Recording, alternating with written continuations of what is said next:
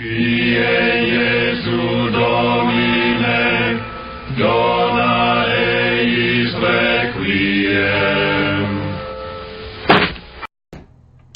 Well, good afternoon, everybody. You may have noticed a slight change, and at Padres, it's now Hey Padre Podcasts, kind of bringing it into a line with the Hey Padre Hour that I'm doing on Mondays for almanarts.com.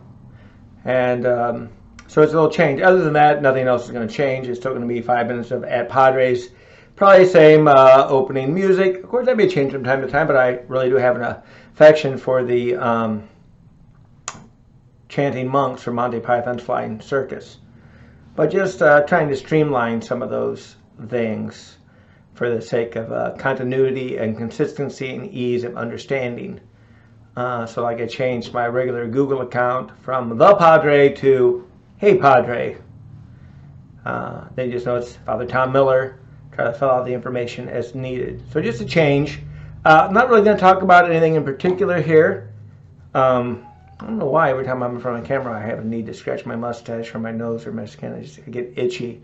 Maybe it's some sort of subconscious thing.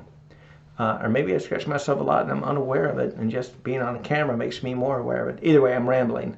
But no set agenda today or anything to do with my 5 minutes. What I really just wanted to look at is say this medium, I hope, is helpful for people.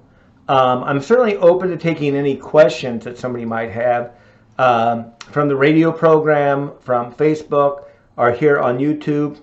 I'd probably prefer if you would ask questions via email at askpadre@aol.com, because I really don't intend to look at comments on this video, only because I don't want to have to deal with potential trolls should they ever come across this video and want to say something.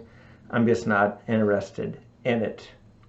But other than that, kind of the hour-long format that I've had now with Hey Padre the first Monday was a lot of fun. Had some good interaction with Phil, and call it a mixture of faith, culture, fun, and distraction all rolled into one. Now that we won't touch upon serious topics, because I think one of the things we can look at with serious topics is how do you understand them? What's a good Christian way to understand them? What is a good rational way, personal way to understand difficult concepts in life? Kind of like these talks on acceptance and approval. We want to see them as related but separate realities, that I can accept people without approving of everything in their life. In fact, that is the way it works with everybody you know.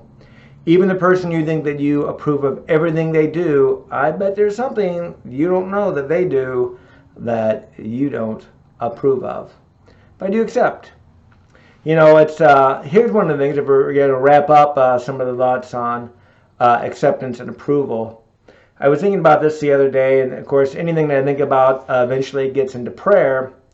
And I thought, I hate the word tolerance. We've been using it for, decades now, since the 60s. We want to be tolerant, tolerant, tolerant. This is, to me, what tolerant connotes. I don't approve of what you're doing, but I don't have a strong enough reason to object to it. So I tolerate it. I don't like it. I don't care for it, but I'm not going to squash it.